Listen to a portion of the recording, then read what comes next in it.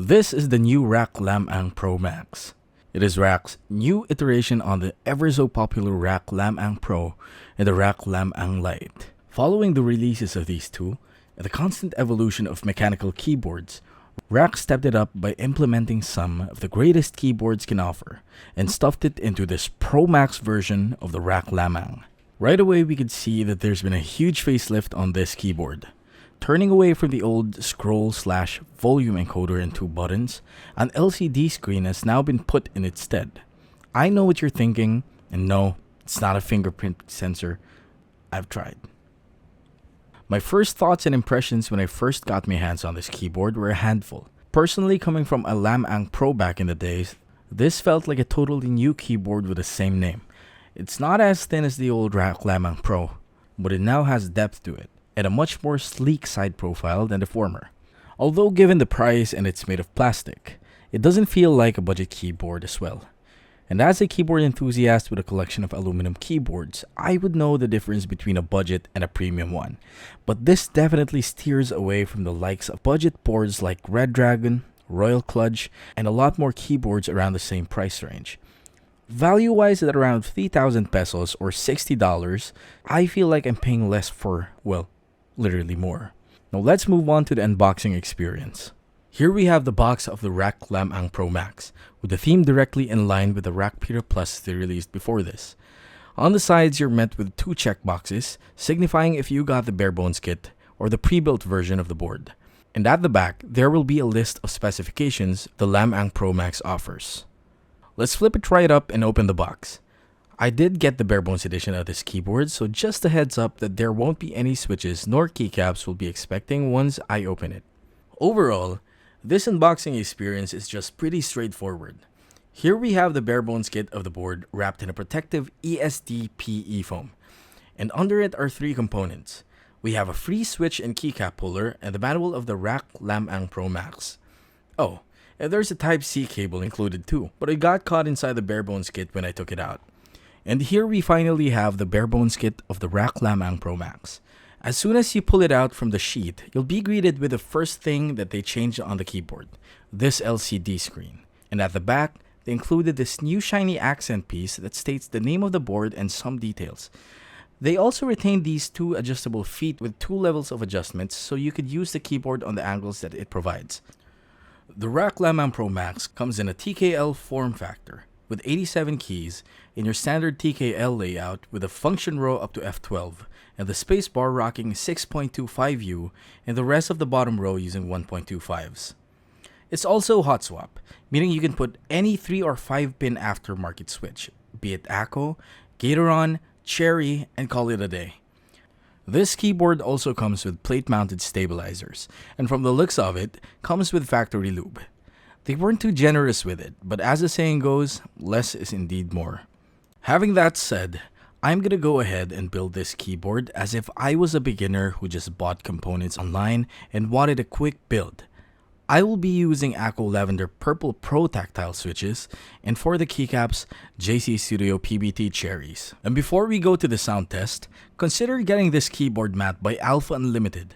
It's only 400 pesos per mat, and you can select through a variety of colors. Now going back to the build, overall it took me just around 10 minutes or so to have this built with the components I mentioned earlier.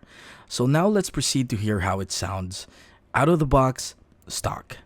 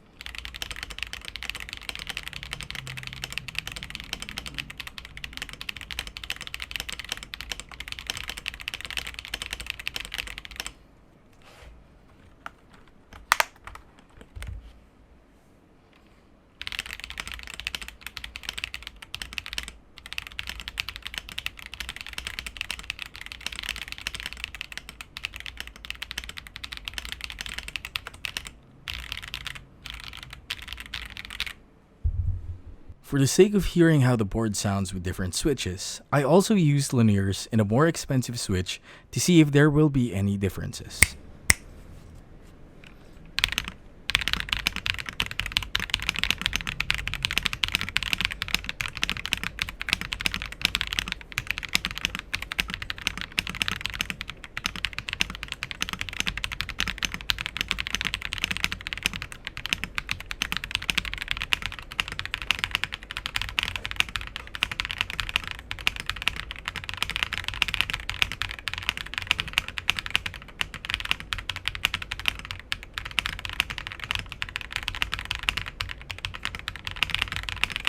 After trying several switches on the same config with the same keycaps, even trying out budget switches to a more expensive switch such as the Baby Raccoons, the sound profile didn't actually change that much. I was supposed to try out more switches, but I figured it would rather just give me the same results overall. It was rather hollow and plasticky, like your typical budget plastic keyboard sound, but the stabilizers were really great. Typing was comfortable as well, thanks to the adjustable feet that allowed me to find my optimal typing angle. Personally, to give it more character and depth, I would mod it. And I'll release a modding video / guide on this next, so hit that subscribe button and that notification bell to see when that goes live. Overall, performance-wise, I'll give it a solid 6.5 out of 10. Going back to the keyboard, did I mention that this keyboard has tri-mode connectivity as well? At the back of this keyboard, you will see 4 components. At the leftmost side is the USB dongle receiver.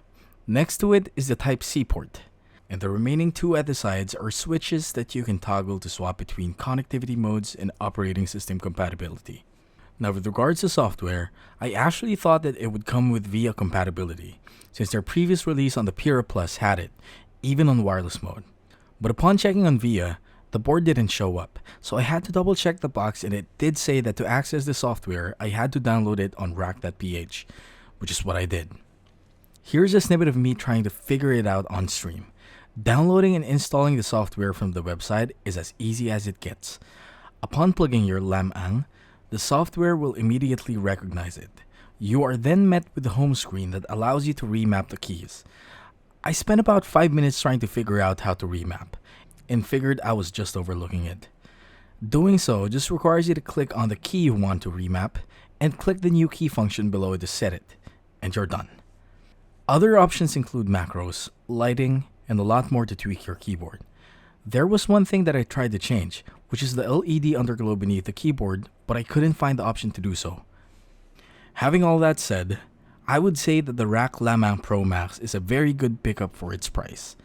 If you're looking for another keyboard, be it finding a new layout to keep things fresh, to just wanting a separate one for work or for gaming without breaking the bank, this might be the next worthy pickup. Plus, local warranties. That'll be it for this video. Leave a comment down below if you have any questions.